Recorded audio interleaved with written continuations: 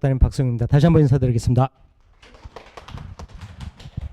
어머님도 오늘 중복이라고 하더라고요. 네. 그래서 이런 더운 날씨에도 이렇게 또 와주셔서 감사하고요. 혹시 고1 자녀를 두신 분? 그리고 고2, 고3, 고3은 없네요. 지금 학생이 한 명 앉아 있는데 학생은 몇 학년이에요? 고2요?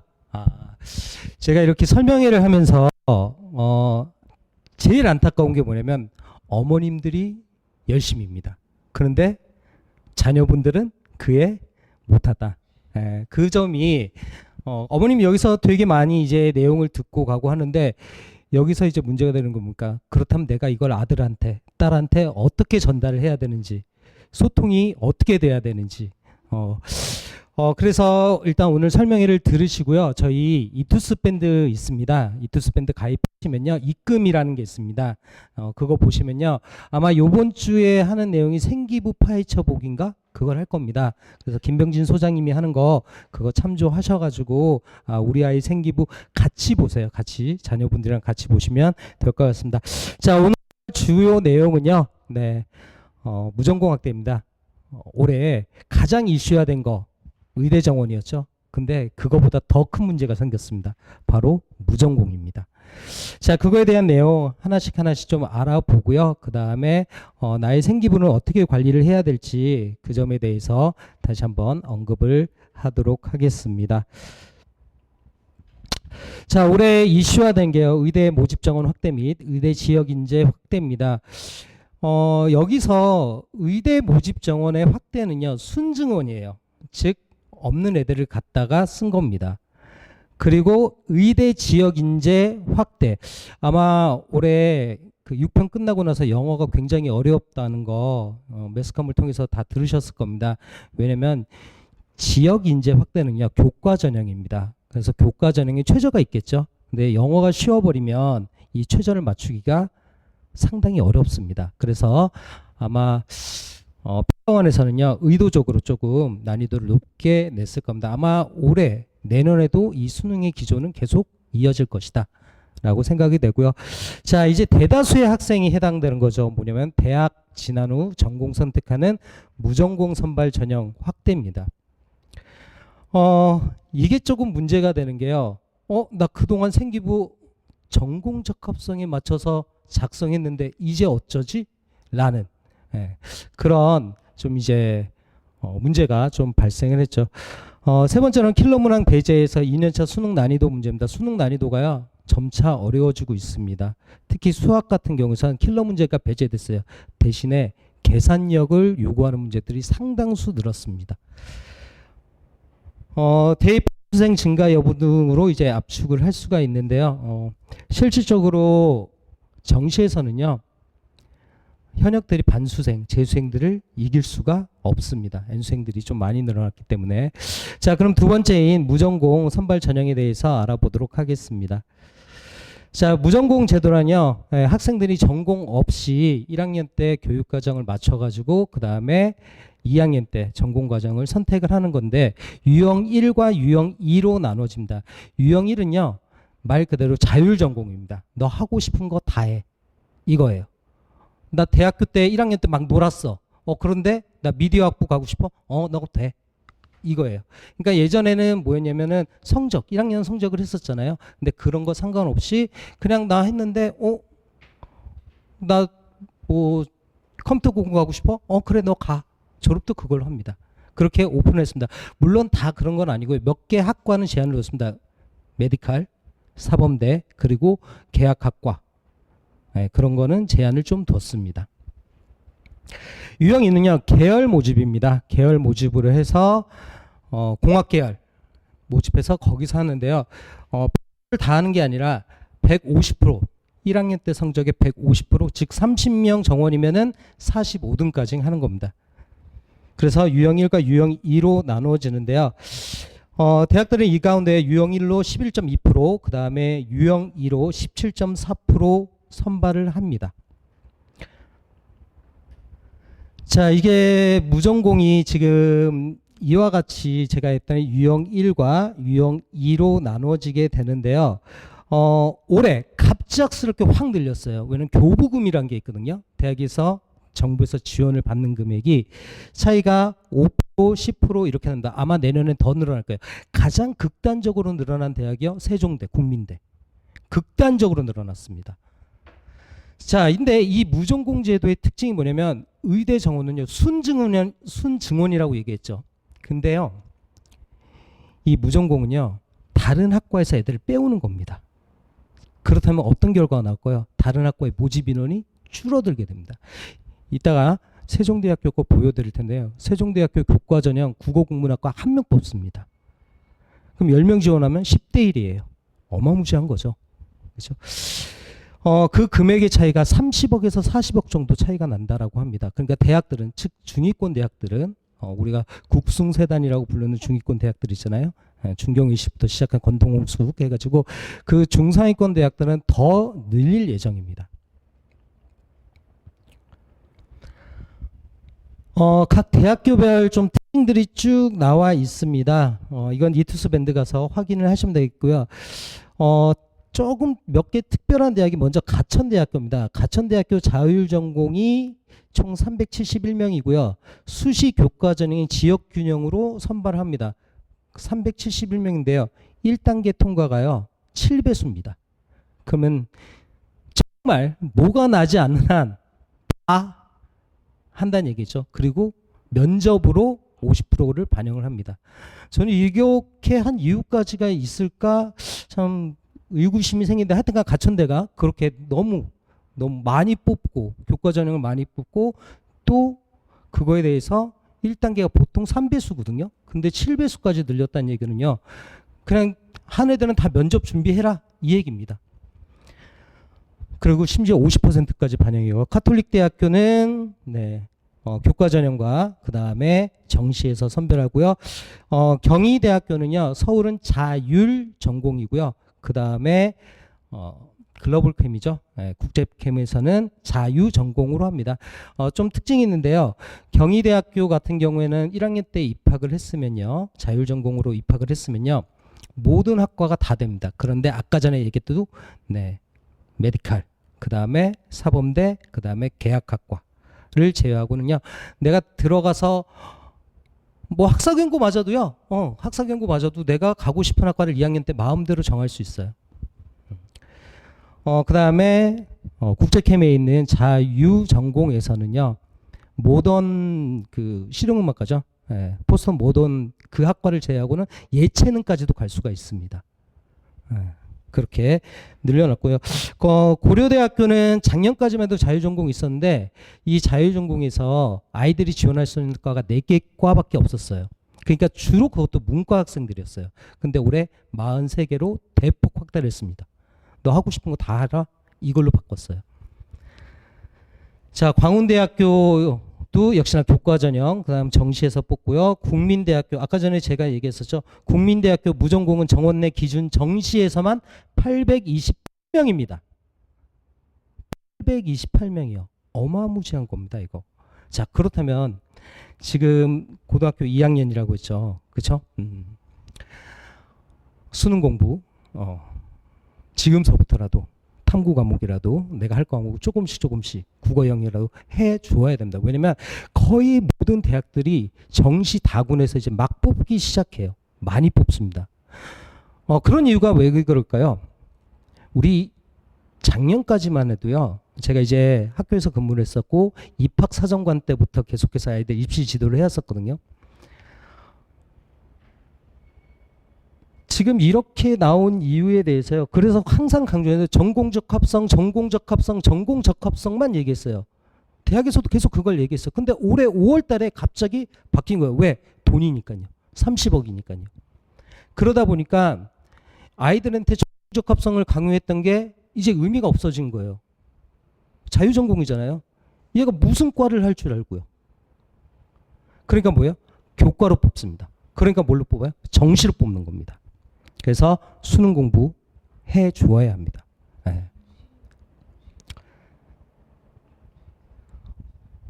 나머지 대학들 쭉 보시는데 좀 특별한 대학 좀 재밌습니다. 이거 동국대학교인데요. 어머니들 동국대학교 하면 딱 떠오르는 학과가 딱 하나밖에 있지 않아요?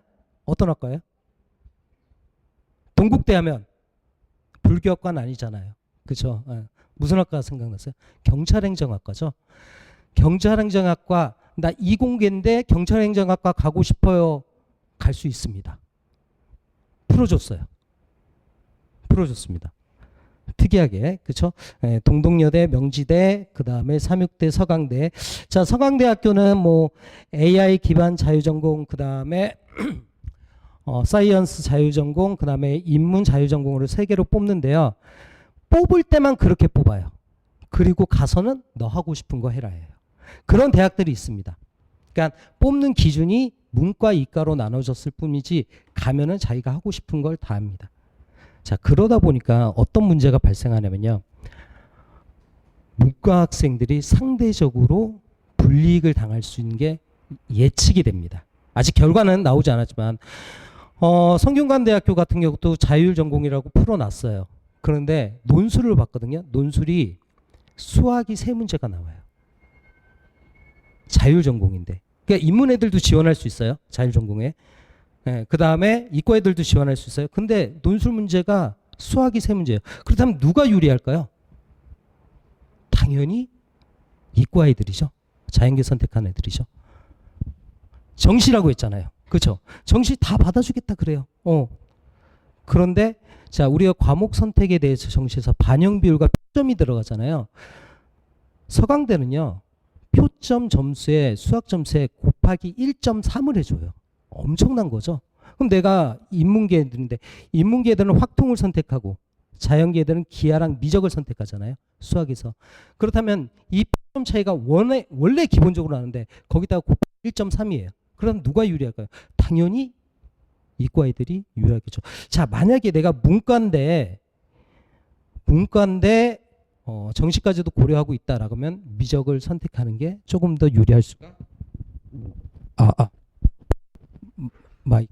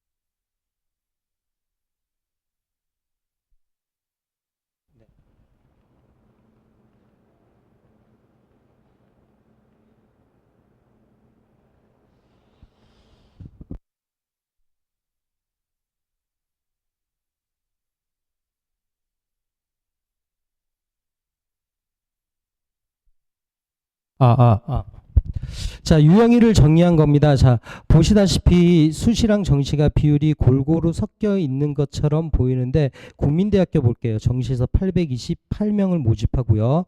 그 다음에 쭉 내려가서 삼육대학교는 정시에서만 이렇게 모집을 하고요. 서울과기대 180명 수시에서 모집을 하고요. 성신여대 210명 모집을 하고 그 다음에 숙명여대 293명 그 다음에 이화여대 314명 이렇게 모집을 합니다. 그래서 정시에서 정시에서 모집 인원이 상당수 많다라는 거. 그렇다면 수시에서는 대부분이 무엇다? 교과다. 대부분이 교과다 이렇게 보시면 되겠습니다. 자, 무전공 학대에 대한 대비로서요. 자유로운 학과 선택, 자율 전공의 DIY, 그 다음에 진로에 집중된 생활기록부. 예전과 달라졌습니다. 지금 고등학교 2학년 학생인데요. 진로가 중요한 게 아니라요. 계열 또는 넓은 탐구력이 중요한 시점이 됐습니다. 자, 인기학과를 가기 위한 우회로로 활용이 가능합니다. 예를 들어서 서울대학교 컴공도 있고요. 자율 전공 학부도 있습니다. 그런데 컴공은 워낙 높아요. 입결 자체가. 네.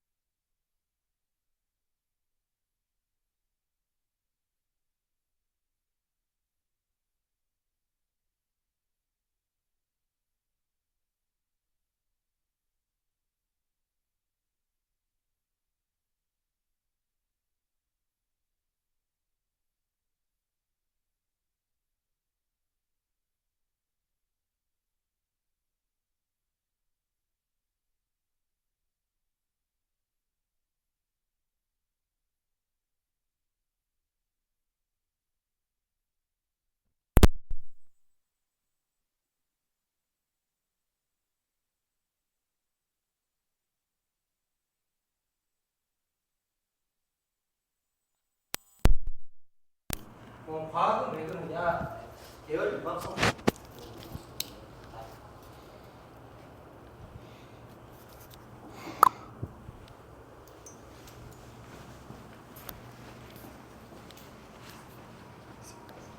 자, 인기학과를 가기 위한 계속해서 오늘 죄송한데 제가 이거 위에 많이 보여드릴까요? 더워.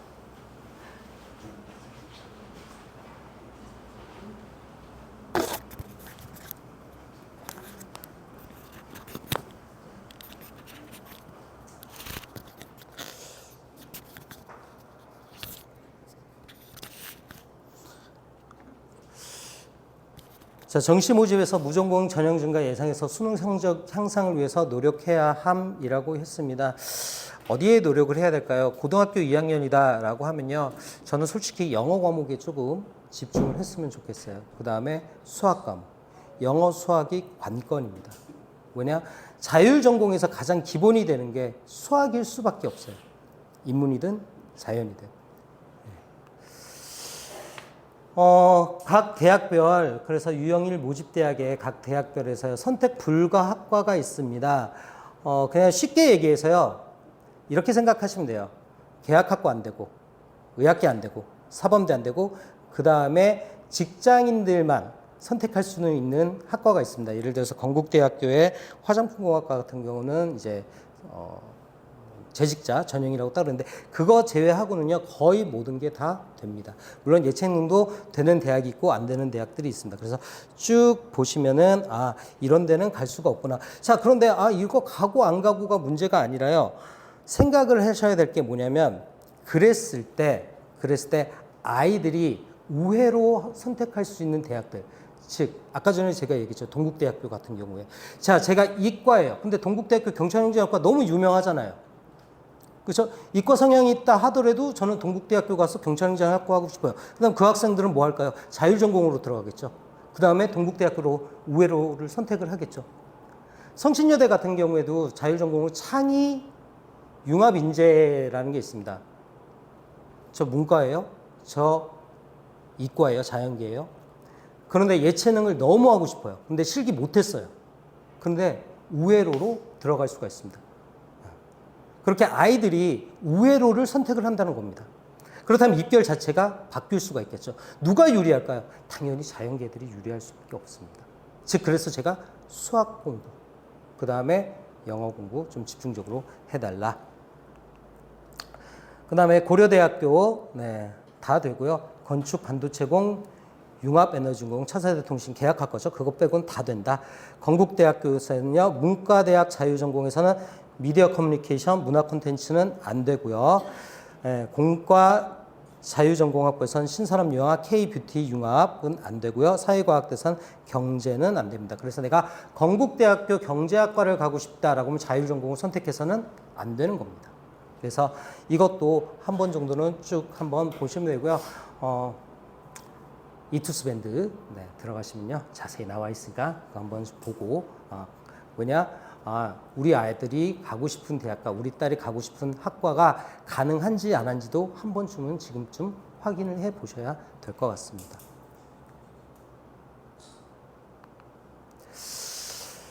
무전공 선발의 조금 강조성, 중요성은요, 기존 학과 정원이 감소를 합니다. 심각하게 감소를 하는 대학도 있습니다. 그리고 전형의 선호도가 변화합니다. 요즘 이제 AI다 보니까요, 문과 학생들도 그쪽으로 가고 싶어하는 학생들이 꽤 많아요. 그렇죠? 그런데 아직 입결이 나오진 않았지만은 아무래도 자연계 애들이 조금 더 강세다. 그렇다면은 우리 아들이 문과를 하면은 수학 공부를 좀 집중적으로 시켜야겠다. 왜? 논술에서도 논술 문제 자체가 수학 문제 위주로 나오기 때문에, 그리고 모집 단위가 변경하고요, 새로운 모집 단위가 이제 새로이 창출된다라고 볼 수 있습니다. 어머니, 이거 세종대학교 올해 모집 정했는데 제가 이제 색칠을 해놓은 데를 보실게요.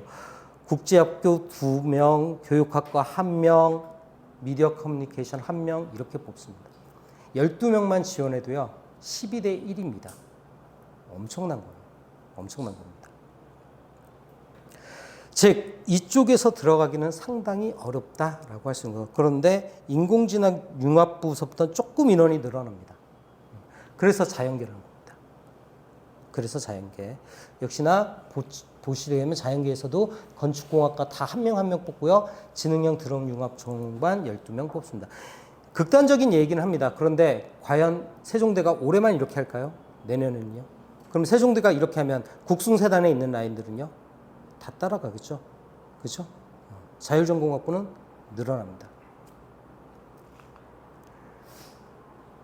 자, 아까 전에 했는데요. 여기서 주목해야 될 거는 이제 군의 변화를 좀 봐주셨으면 돼요. 정시에서요. 네, 교과, 종합, 논술 이렇게 추는데 군의 변화를 보면요. 고려대가 이제 드디어 다군에 들어가기 시작했습니다. 작년까지 가장 높은 다군에서 높은 대학은 성균관대학교였어요. 그런데 올해서부터 고대서부터 서강대까지 다 들어가기 시작합니다. 즉 수능 공부 해야 된다는 얘기입니다. 네. 서강대학교도 다군 들어가고요. 그 다음에 중앙대학교 원래 창의 ICT 공과대학이 다군에 위치를 하고 있었습니다.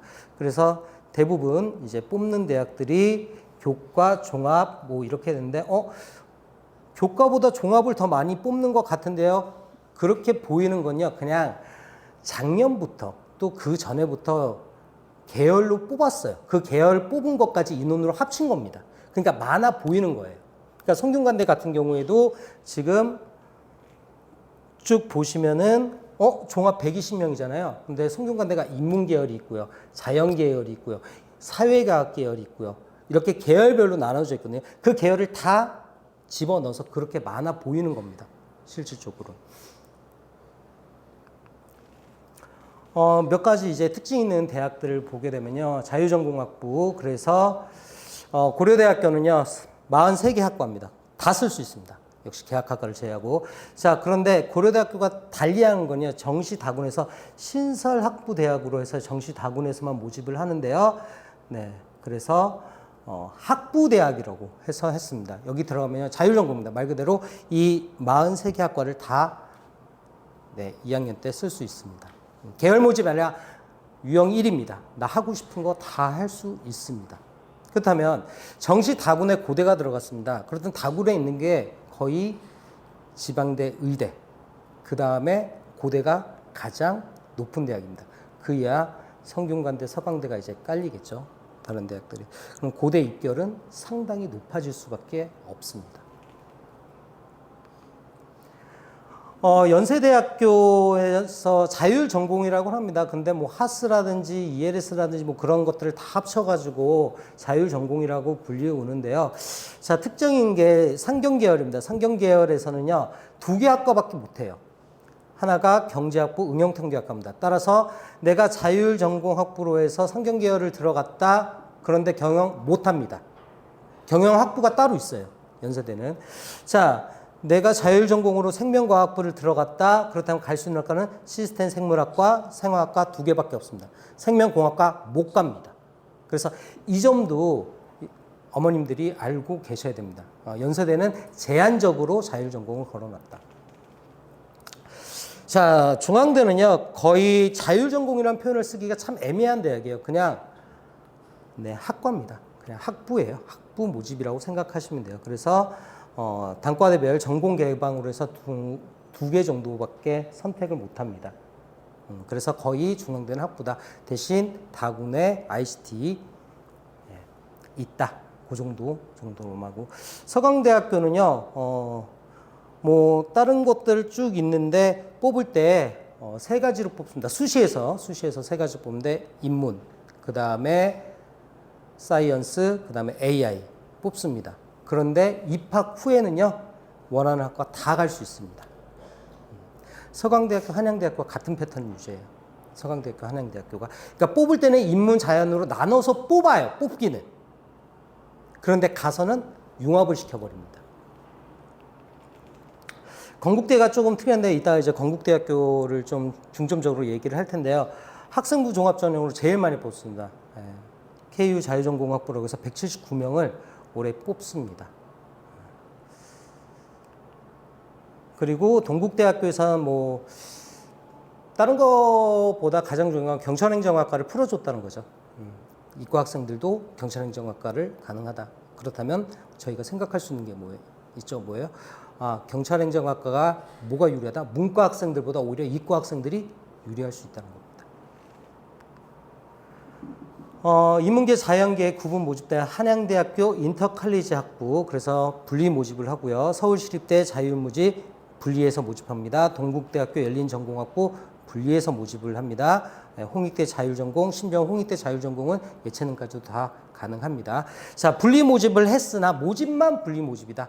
허나 합쳐서 나중에 자율전공 선택할 수가 있겠다라는 거죠. 자, 정시 다군의 변화입니다. 그래서 2023 학년도에는요, 중하위권 대학에서 뽑았는데요. 2024년도 작년이죠. 성균관대학교 정시 다군을 이제 모집을 시작을 했습니다. 글경이랑 그 다음에 반도체 시스템 공학부에서요, 이제 모집을 시작해요. 올해에서부터는요, 서울 소재 상위권 대학들의 다군 모집이 늘어났습니다. 그러니까 작년 입결이 큰 의미를 갖지는 않아요. 저희도 지금 고민입니다. 이게 어떻게 돌지. 왜냐면 계열 모집이잖아요. 계열 모집은요, 어머님들 생각을 해보세요. 저희가 이제 진학사라는 대표적인 프로그램이 있는데, 뭐 이렇게 해서 제 합격선이, 여기가 합격선이라고 이렇게 쳐봐요. 근데 이게 계열 모집이에요. 계열 모집이면은 나갈 때 충원 인원이 뭉뚱거려서 빠져나가겠죠. 그러니까 가군, 나군, 다군 이렇게 할 때 보통 계열로 이제 지원을 아이들이 안정권으로 지원을 할 거 아니에요. 그렇다면 붙으면 어떻게 될까요? 나갈 때 한두 명이 빠져나가는 게 아니라 뭉텅거려서 나갈 수 있습니다. 그러니까 이것까지도 고민을 해야 돼요. 그래서 저희도 작년과는 입결이 사뭇 다르겠다. 계열 모집이 갖고 있는 의미가 정시에서는 저희가 재수생 위주로 하잖아요. 그러니까 단과별로, 학과별로 모집한 거는 나가는 인원들이 예측이 되거든요. 근데 계열은 예측이 안 돼요. 저희도 그거에 대해서 많은 고민을 하고 있습니다. 향후 전방은요, 무전공 확대 영향으로 다군의 중요성이 더욱 커질 거로 예측됩니다. 아마 거의 모든 대학들이 자율전공을 다 다군에다가 집어넣을 거예요. 그럼 다군에서 이동이 엄청나겠죠. 엄청나겠죠. 보통 중앙대가 246배 정도? 그러니까 2바퀴 반 정도가 돌아요. 중앙대가. 외대도 그렇고요. 근데 아마 한 400배까지 돌 거예요. 모집정이 400배. 4바퀴를 돌릴 수도 있을 거예요. 왜? 애들이 계속해서 위로 상향하니까. 그래서 많은 변화가 예측됩니다. 다군에서는. 정시다군 다시 한번 쭉 한번 훑어보고요. 자세한 내용은 이투스 밴드에 보면은 자세한 내용 나와 있습니다. 자, 이제 본격적으로 학생부 종합 전형 평가에 대해서 알아보도록 하겠습니다. 학생부 종합 전형을 통해 학생의 선발을 합니다. 그래서 학생부 종합 전형을 어떻게 평가하는지 한번 알아보고요. 평가 요소와 그 방식이 대학별로 약간 다릅니다. 그래서 그것도 한 번씩 짚어보고 넘어가도록 하겠습니다. 먼저 레오 르네상스 전형입니다. 경희대학교 자율전공학부의 대표적인 이제 학생부 종합 전형이죠. 뭐 간략하게 얘기를 한다면요, 학생부 종합 전형인데 특화된 게요, 일반계 고등학교 아이들이 아니라, 일반계 고등학교 아이들은 학교장 추천자 전형, 지역 균형을 좀 많이 쓰는 편이고요. 네오 르네상스는 스펙트럼이 되게 넓습니다. 그래서 자사고라든지 특목고라든지 자공고 아이들도, 외고 애들도 상당히 많이 들어오는 전형입니다. 그래서 학업에 대한 열정, 호기심, 문제 해결 등 폭넓은 영역을 종합적으로 판단합니다. 특히 진로 관련 역량은 평가 대상이 아니면 이겁니다. 그러니까 뭐예요? 학업 역량이죠.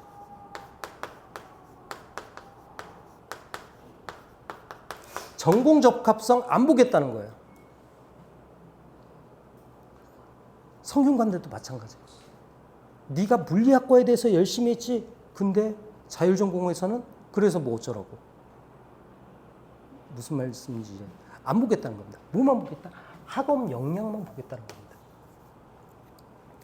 전공적 합성이 의미가 없어지는 이유가 그겁니다. 자율전공이니까요. 문과 애들도 이과 지원 가능하고요. 이과 애들도 문과 지원 가능하잖아요. 그렇죠?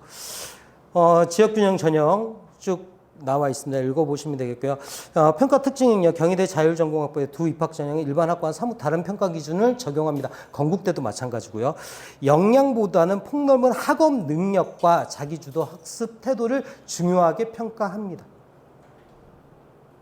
전공 적합성 안 보이죠? 안 보이죠? 그 단어. 그렇죠? 자, 이제 이게 입학사정관들이 다 교육을 받고 있어요.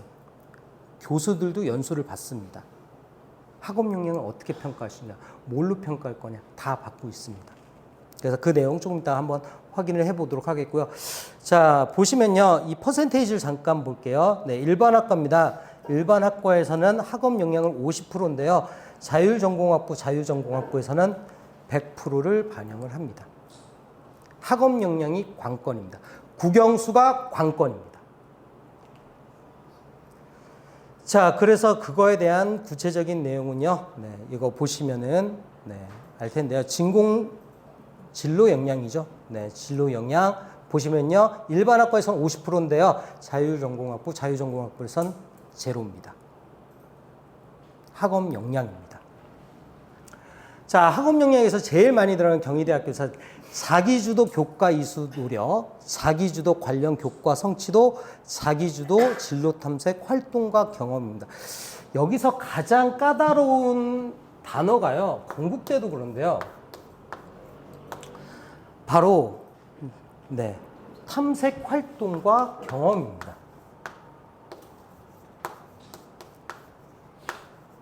이게 일반계 고등학교랑 특목고랑 좀 다릅니다. 제가 제일 우려하는 부분이 뭐냐면요. 학생은 일반고예요? 아니면 특목? 예? 자사고, 일반고요? 자사고? 자사고 학생 같은 경우는요, 이 경험이 많이 녹아듭니다. 근데 일반고는요, 이런 경험이 거의 없어요. 그래서 걱정하는 바가 바로 이겁니다. 자사고 같은 경우에는 일단 교육과정 자체가 말 그대로 자율형 사립고등학교잖아요. 그러다 보니까 학교에서 임의적으로 학생들을 위해서 많은 프로그램을 줍니다. 그리고 한간에 들리는 소문에 의하면 그런 말이 있습니다. 아이들이 쓴 보고서를 그대로 컬처럴 V를 해준다 라는 얘기가 있습니다. 일부는 맞고요, 일부는 틀립니다. 그러면 자사고 아이들은 뭐 챗GPT라든지 그런 거를 다 사용해서 했기 때문에 안 되는 거 아닌가요? 아닙니다. 왜냐면 이거에 대해서, 활동에 대해서 근거를 선생님들이 제시를 해줘요. 그리고 학생들한테는 뭐가 있어요? 생기부가 있잖아요. 근데 학교에도 학교 생기부가 있습니다. 8월 30일 날 그거를 저희는 대교협에다 다 보내요. 어떤 교육과정이 있고, 뭐 수상 내용 몇 명이고, 인원은 몇 명이고, 이거 다 보내요. 알아요. 그 근거를 제시를 해줍니다. 근데 일반고에서는 이 경험이 없어요. 자, 경험. 일반고에서 어떻게 해야 됩니다? 수업 시간에 해야 됩니다. 그럼 수업 시간 어떻게 돼? 뭐예요? 한마디로 딱이면 질문입니다. 선생님한테 질문하는 거예요. 2번만 질문을 하라고 하세요. 딸, 아들, 가서 선생님한테 2번만 질문해. 교과적인 내용. 그래서 그 교과적 내용을 어떻게 활동할까요? 요 2가지면은 네 생기부가 달라질 거야. 간단합니다. 그리고 수업 시간에 자지 마. 요것만 해주면요, 선생님들이 기록이 달라지고요. 선생님들의 생기부에 선생님과의 질의응답을 통해 들어갑니다. 이게 핵심 키포인트가 되는 거예요. 이게 시작점입니다. 그래야 뒤에 있는 내용을 읽을 수가 있습니다. 자, 자기주도 역량입니다. 자기주도 능력이 아니라요, 역량이라고 합니다. 우리의 능력이 이제 어빌리티라는 걸 쓰고요. 역량은 네, 읽으시면은 읽으실 수 있을 겁니다. 네, 그렇게 그렇죠? 네. 거기서 제일 중요한 거 밑줄을 쳐봤습니다. 목표를 설정하고 이를 달성하기 위한 계획입니다. 선생님, 저 이거 어떻게 활용하는지 모르겠어요. 선생님이 피드백을 해줍니다. 그래, 이런 걸 한번 해봐. 그렇다면 그 계획서를 제출을 해야 됩니다. 그냥 질의응답에서 끝나는 게 아니라, 선생님 얘기를 듣고 제가 계획서를 한번 써봤어요. 한 번만 검토해 주세요. 라고 합니다. 그 결과는요, 내비두시면 돼요. 왜? 선생님들이 쓰고요. 너무 고마운 학생이에요. 감사한 학생이에요. 저도 과세특을 쓰거든요. 그런데 애들 결과물을 갖고 온 애들은요, 솔직히 컬트럴 부위밖에 못했어요. 그런데 계획서를 갖고 온 애가 있어요. 반에 한 두세 명 정도. 선생님 질의응답 통해서 제가 이런 계획서를 작성했습니다. 완전 달라져요. 그러니까 질답 통했고 그 다음에 피드백을 받았다. 제일 중요한 거 계획서. 선생님한테. 예. 80% 넘어간 겁니다. 기록 자체가 틀려져요. 딱 보여요. 입학사정관들이 몇천 명 과의 생기부를 다 볼 거 아니에요. 세특을 다 볼 거 아니에요. 교수님들도. 그런데 선생님과의 질답, 피드백 통해서 계획서 들어왔어. 시선이 멈춥니다. 시선이 멈출 수밖에 없어요. 그러니까 여름 휴가 때 바다에 가서 또는 계곡에 가서 아이들과 맛있는 거 이렇게 드시면서 한 번쯤 이런 고민 꼭 해봤으면 합니다. 그 다음에 자기평가 피드백, 자신의 행동과 성과를 평가하고 이를 바탕으로 개선점을 찾아내는 능력. 이 두 가지가 학업 역량입니다. 전공보다요. 이겁니다. 목표 설정하고요. 그 다음에 계획 수립하고요. 계획 수립, 활동, 경험. 이거예요. 이게 바로 계획서 작성이에요.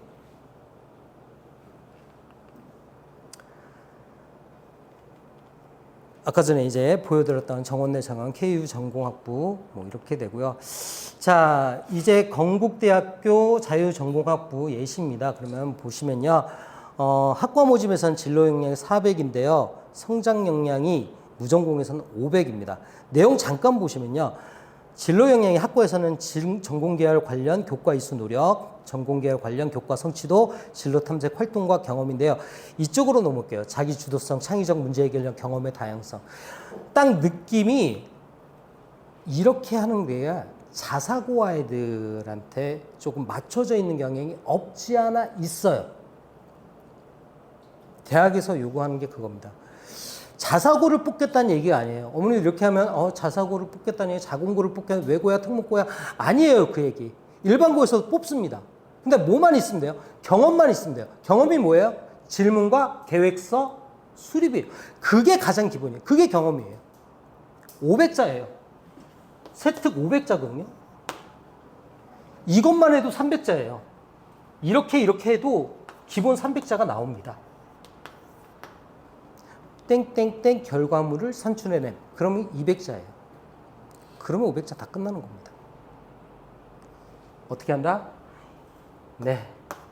평가원들의 시선을 고정할 수 있게끔만 만들면 돼요.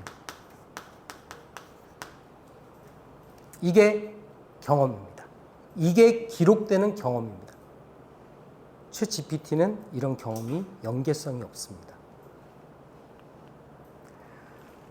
자, 쭉 보면 KU 자기 추천 전형 보면은 학과별 모집은요. 아까 전에 보여드렸던 거, 그 다음에 KU 자유전공 성적 능력 좀 더 확대해서 했습니다. 자기주도성, 창의적 문제 해결력, 경험의 다양성을 하고 있다라는 거. 같은 맥락이고요. 자, 경험의 다양성에 대해서 보면 창체, 독서, 예체능 등의 세 가지 방면으로 경험의 다양성을 찾는다. 이게 2019년에 학종교과서 자료인데요. 6개 대학에서 거기서 발췌했는데 제가 여기서 이제 가장 중요하게 생각하는 것이 바로 독서 역량입니다. 우리 독서 활동상 기록이 안 되잖아요. 근데 교과 시간에 다 기록을 해줍니다. 어떤 책을 근거로. 질문했어요. 자, 한번 생각해 볼게요. 제가 질문을 했어요.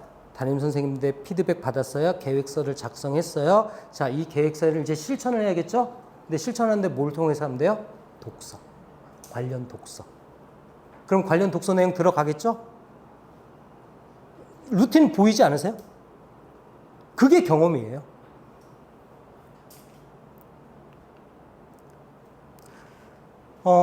인재상을 보면요. 관심의 다양성입니다. 그리고 집중형입니다. 진로가 명확하지 않아도 괜찮아요. 중간에 바뀌었어도 됩니다. 특정 학과에 연결지을 활동 없어도 됩니다. 능동적이고 성실하게 학교생활 한 학생입니다. 능동적이고 성실하게 학교생활을 한 학생. 자, 기록자 누구? 선생님. 선생님 어떠한 학생 좋아해? 질의응답 많이 하는 학생. 피드백 받고 그게 바로바로 체화되는 학생. 이게 학업 역량입니다. 본인이 관심 있는 분야를 몰두할 줄 아는 학생이면 됩니다. 인문, 자연 할 것 없이 다양한 관심사를 가지면 학생이면 됩니다. 이겁니다. 자, 그런데 이게 아무래도 융복합적인 요소가 좀 강하다 보니까, 그렇죠? 그렇다면 이거를 사탐과 과탐에 집중하지 말고 국어, 영어, 수학. 국어에서도 비문학도 있잖아요.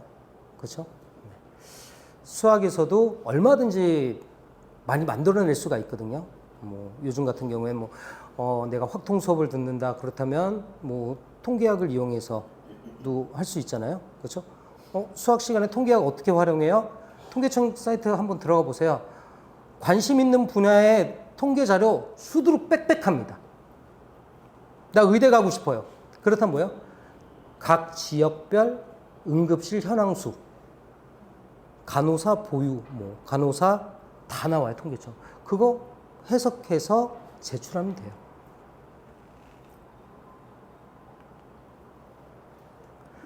대학에서 평가하는 학업 역량은 대학에서 필요한 기본 교과목의 교과 성적은 적정한가? 그 외에 교과목의 교과 성적은 어느 정도인가? 유난히 소홀한 과목이 있는가? 이거 특히 제2외국어라든지 이런 거 좀 소홀해 하는데요. 그런 과목이 있어서는 안 됩니다. 왜? 학업 역량이니까. 학업 역량이니까. 성취 동기와 목표의식을 자발적으로 참여하는 의지가 있는가? 새로운 지식을 획득하기 위해 자기주도적으로 노력하고 있는가? 뭐한다? 독서. 교과 수업에 적극적으로 참여 수업 내용을 이해하려는 태도에 열정이 있는가? 네, 뭐한다? 질의응답. 교과와 각종 탐구 활동을 통해 지식을 확장하려고 노력하고 있는가? 피드백 받고 계획서 작성하고 하는 거. 교과와 각종 탐구 활동에서 구체적인 성과를 보이고 있는가? 교내 활동에서 학문에 대한 열의와 직접 관심이 드러내고 있는가라는 거죠. 자, 그렇다면 맨 마지막에서 뭘까요? 동아리. 그렇죠? 그 다음에 또 하나는 뭐예요? 진로죠. 그렇죠? 근데 진로 교사들이 기본 내용은 보내줍니다. 근데 선생님들이, 그래서 제가 여기서 할 때 담임 선생님을 얘기를 한 게 뭐냐면요. 담임 선생님들이 진로 변경 가능할까요? 못할까요? 기본 골자는 똑같은데요.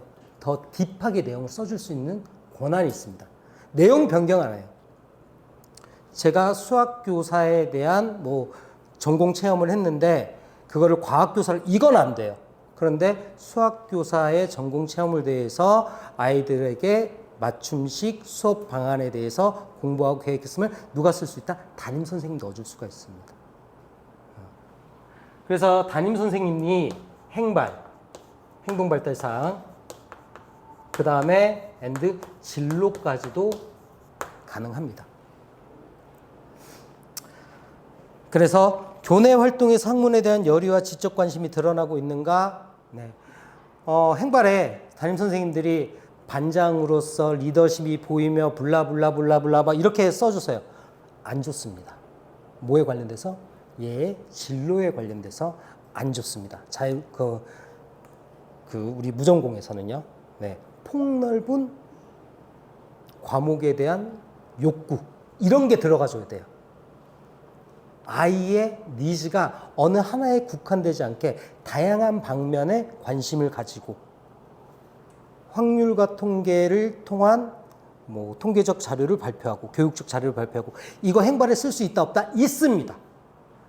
반장으로서 리더십을 보이며, 그게 뭐요? 아이들에게 게시판 관리 잘, 그게 뭐요? 그 학업 역량이랑 일전의 관계가 있을까요 없을까요? 없잖아요. 그러니까 담임 선생님한테도 계속해서 자기가 어떤 공부를 하고 있는지를 어필을 해줘야 돼요.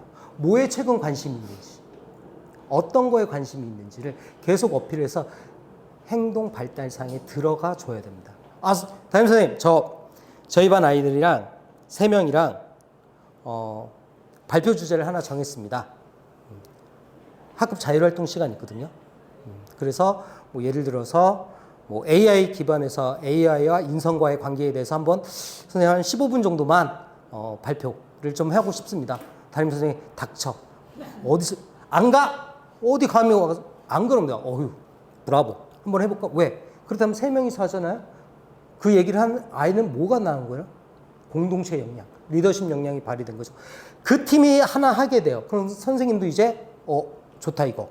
다른 아이들도 할 사람들 할 거 아니에요. 그럼 그렇게 만들어지는 거예요. 그게 어디 들어가는 거예요? 행발에 들어가는 겁니다. 그렇게 만들어가는 거예요.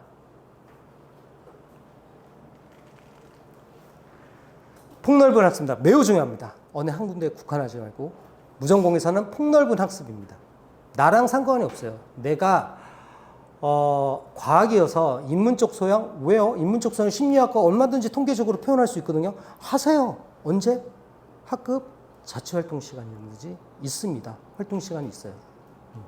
건의하세요. 선생님 꼭 왜 우리 4월달 벚꽃 필 때 하는 게 뭐죠? 학교에서 교내 환경미화 하잖아요. 교내 환경미화 하잖아요. 요즘도 하나? 요즘은 이제 안 하나? 그래서 봉사 시간 막 주고 막 2시간 주고 막 그러는데 뭐 그런 학급 자치 활동 시간들이 있습니다. 그 시간에요. 건의하세요. 선생님 저희 이거 발표하고 싶습니다. 이런 식으로. 나랑 조금 달리 내 전공과 조금 다른 거. 창의적 사고 필요하고요. 네, 융합하는 프로젝트나 활동에 꼭 참여할 수 있도록 하고요. 자기 주도성, 네, 스스로 학습 계획을 하고 실천하는 모습을 보여줄 수 있도록 하고요. 또 이제 아무래도 이제 글로벌 리더적인 영향도 조금 보여주면은 네, 좋지 않을까. 융합형 인재다 보니까요. 또 AI를 기반으로 하는 모든 산업 시스템이 바뀐다 보니까 대학에서도 좀 글로벌한 그런 거에 대해서 관심이 있는 학생 세택에 조금씩 들어가도 되고요. 네, 그렇게 됩니다. 이거는 이제 교과 습득, 그래서 건대, 한대, 중대, 그래서 공동 연구가 쭉 나와 있습니다. 그래서, 이건 이제 올해는 아니고요. 작년까지 해서 본데 희망하는 전공 관련 내용을 심화 학습하고 발표한 사례. 근데 이제 무전공에서는 이제 큰 의미가 없어지겠죠. 이 세 번째 거는요. 역시나 이제 서류 주면 내신 관리는 주요 교과, 전교과 관리를 해야 되고요. 네, 어느 하나 빠지는 게 있어서는 안 된다. 학업 역량이므로요. 진로 관련 교과 탐구 활동 돋보이는 활동하고요. 학년별 연결고리 강화하기, 생체 활동 활용하기에 따라서 AI의 한계점, 챗GPT의 한계점, 리튼의 한계점은 올해는 써먹을 수 있다. 그런데 내년에는 안 된다. 왜? 달리 얘기한다. 달리 얘기하고 있습니다. AI가. 왜? AI는 스스로 학습을 하잖아요. 그래서 연관성이 안 보입니다. 이 점이 평가원들이 확인하는 가장 큰 방법이에요. 연관성이 있는지 없는지. 좀 내용이 좀 많아서 읽기는 조금 힘들고요. 몇 개 좀 특이한 거를 좀 보도록 하겠습니다. 그래서 자, 서강대학교 본교는 전공 적합성에 매몰된 평가를 하고 있지 않다. 성균관대 전공 적합성과 계열 적합성을 평가 요소에 삭제할 예정이다. 딱 2개 대학만 얘기를 하도록 하겠습니다. 전반적으로 이렇게 바뀝니다.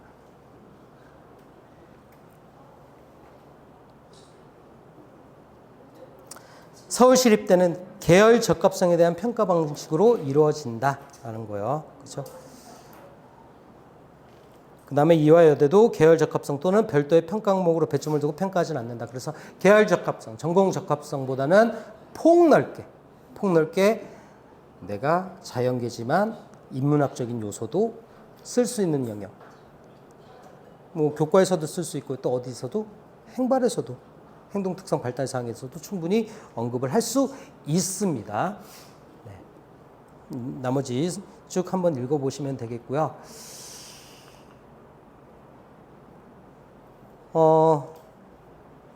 탐구활동 경험에 대해서 창의적 문제 해결력, 그래서 지금 나눠진 대로 전공 관련 활동, 그래서 다 이어집니다. 그래서 제일 중요한 거 탐구활동, 전공 관련 활동과 경험, 뭐 경험의 다양성, 창의적 문제 해결력. 말이 다 어려운데요.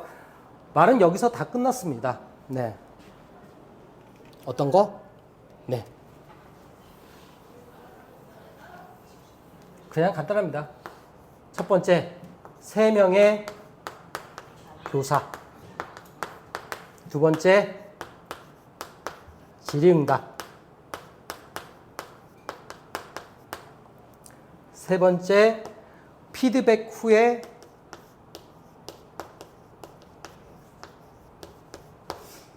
계획서. 네 번째, 관련 독서 활동. 다섯 번째, 결과물. 요게 다예요.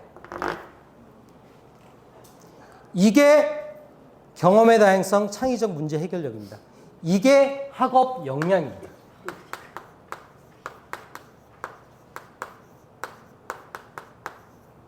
이 점이 학업 역량입니다.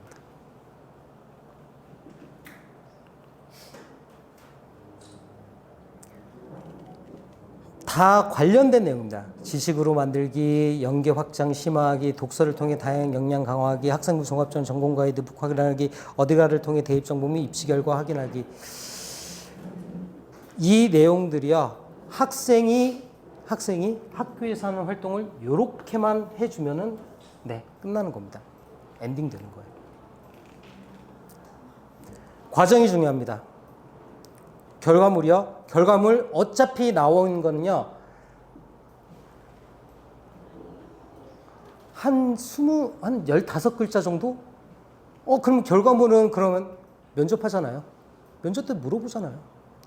그래? 그래서 이걸 통해서 너가 뭘 배웠는데 네 활동 중에서 작년에 경희대학교 같은 경우 경영학과는 네가 학교에서 하는 활동 중에서 ELS 활동 뭐 환경, 구조적 지배 구조에 대한 그런 활동을 한 적이 있니? 그런 걸 물어봐요. 왜? ELS가 들어가 있으니까. ELS 경영이 들어가 있으니까. 그러니까 결과물 자체에 대해서 그거는 어차피 2단계 들어가서 네, 면접을 통해서 확인을 다 합니다. 지금 나와 있는 내용은요, 정리하면 비판 분석 활동의 과정에 탐구 내용을 심화하는 학습, 독서 광업의 융합, 탐구의 독서 과정, 문제 해결력, 심화 길러, 반성 융합의 과정, 배운 교과를 활용하는 모습, 부족한 부분을 채우는 모습, 공동체의 문제를 해결하는 역량이라고 하는데, 공동체의 문제를 해결하는 역량, 예전에 자소서라는 게 있었어요. 자소서라는 게 이제 폐지가 됐는데, 자소서에 보면요, 3번 항목에 뭐냐면 공동체 역량, 뭐 인성이라든지 그런 게 나오거든요. 아이들 대부분이 뭘 썼냐면은 그 체육대회 때 학급 T에 대한 것만 계속 쓴 거예요. 학급 T 결정하는 데서 많은 문제. 그게 왜 대학에서 필요한지 모르겠어요. 대학은요, 얘네들이 학급 T를 뭘 결정하는지가 궁금한 거 하나도 아니거든요. 공동체의 의미는요, 내가 소그룹을 만들어서 이들을 가지고 주제를 정하고 그걸 토론을 하고 그 결과물을 제출했을 때 나의 역할이 그게 공동체 역량이거든요. 학급 T 색깔을 구분하는 게 아니라 첼시로 할 거냐, 메뉴로 할 거냐. 그게 뭐가 중요해요? 대학에서 하나도 안 중요하거든요. 근데 그런 걸 다 썼어요, 애들. 왜? 그 의미를 모르고 있기 때문에. 자, 쭉 내용을 보시면 되겠고요. 이거는 학과에 관련된 내용입니다. 자, 이쪽 보시면요. 항목 보면 교과서 획득이요. 과목당 500자잖아요. 그렇다면 23,000자가 들어가고요. 종합의경이요. 약 1,000자가 들어갑니다. 1년에 2번 쓰니까 1학년, 2학년 때. 그렇죠. 3학년 거는 반영이 안 되니까. 자, 자동진이죠. 네, 자율 동아리 진로는요. 그래서 약 3,000자, 2,100자에서 약 28,000자가 들어갑니다. 28,000자네요. 이 내용이 몇 프로? 60% 정도만 있으면 무전공 통과입니다. 이 글자 28,000자네요. 60%만 있으면 돼요. 그러면 1단계 통과입니다. 어렵지 않아요. 경험? 경험 어떡하지? 책 있잖아요, 책. 책 쓰면 돼요. 연구보고서 논문에서요. 수학과제탐구, 사회문제탐구, 융합과학탐구, 과제 영역탐구, 사회과제. 제가 이게 별표를 친 이유는요. 이쪽에서는 연구본서 원래 소논문이 기재가 안 돼요. 근데 이 과목들에서는 소논문이 기재가 됩니다. 그렇다면 다양한 역량을 보여줄 수 있겠죠. 자, 내가 이제 전공적합성이랑 계열적합성은 의미가 없어요. 무전공에서는. 그렇죠? 그렇다면 내가 지금 한 다양한 폭넓은 경험, 다양한 영역에 대한 관심사를 보여줘야 되죠. 얼마든지 할 수 있잖아요. 집어넣고. 거기서 써주면 됩니다. 나머지는요, 그냥 어머님들 쭉 한번 보시면은 알겠는데, 지금 이 내용이요, 제가 발표를 지금 못하는 이유가 뭐냐면, 이건 전공적 합성에 좀 관련된 내용입니다. 이제 오늘은 무전공이잖아요. 왜냐하면 전공적 합성에 대해서, 무전공에 대해서 입결이 오래 나와요. 오래 나와서 오래 나온 아이들의 그거를 이제 어머님들한테 보여줘야 되는데 그 자료가 없어서 그냥 내용들을 이런 식들이 이제 활동적으로 많이 됐다. 그래서 안 좋은 예, 뭐 나열식 뭐 사례 나열식, 뭐 블라블라블라블라블라 보통 3등급 이하는 이렇게 씁니다. 선생님들이 커트럴식, 커트럴 V 이렇게 씁니다. 좋은 예는 자 이렇게 했는데 어디까지 의구심을 가짐 여기까지는 진로 선생님이 보내줘요. 그리고 나머지는 담임 선생님들이 써줄 수 있습니다. 당일 연도까지는. 동아리 활동, 네. 어떤 동아리가 중요한 게 아니라 어떻게 동아리로 활동해야 되는가, 그렇죠? 네. 속성에 주목해서 활동을 좀 했으면 좋겠다라는 의미가 있겠고요. 자, 진로 활동, 네. 학업 계획 어필, 그렇죠? 진로 활동을 통해서 학업 계획, 자, 진로체에 땡땡땡을 신청함까지. 그리고 여기까지가 아마 진로 활동 선생님이 보통 이제 보내줍니다. 담임 선생님들한테 정리를 해서 보내줘요. 그러면 나머지를 담임 선생님들이 라포가 형성되어 있다? 그럼 써주세요. 써줍니다. 요 정도서부터는 써줍니다. 저도 그렇게 했어요. 그러니까 진로 선생님들이 보내줘요. 기본 자료는 다 보내줍니다. 네, 진로 계획을 어필하는 것도 중요하고요. 자, 교사 행발입니다. 이제 교사 추천사의 역할을 하고요. 그 다음에 어휘의 행간의 의미까지 파악을 합니다. 그러니까 제가 아까 전에 얘기했잖아요. 반장으로서 리더십을 보임, 행간의 의미를 파악할 수 없잖아요. 왜? 제가 성균관대를 지원했어요. 성균관대를 지원하는 애들이 반장 안 해본 애들이 있을까요? 1, 2, 3학년 중에, 그것도 학기에 2학기에 뽑잖아요. 다 있을 거 아니에요. 한 번씩 경험이. 그러니까 그게 큰 의미가 없다는 거예요.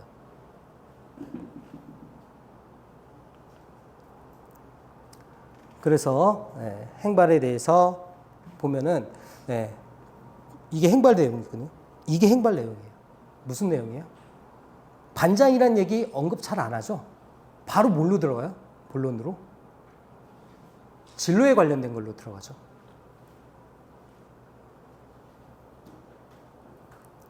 학업 역량에 대한 걸로 들어가죠. 시선을 고정시켜야 됩니다.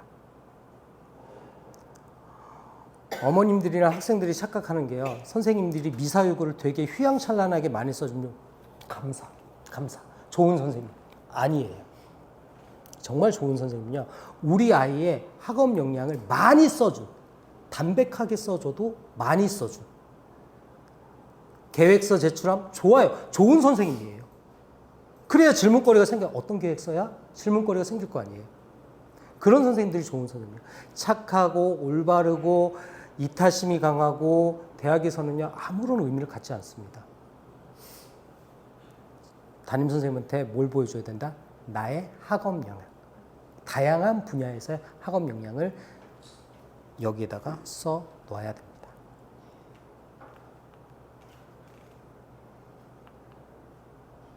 뭐 세특은 워낙 어머님들이 그 인터넷에 자료 검사가 그냥 간략하게 이렇게 그냥 써봤습니다.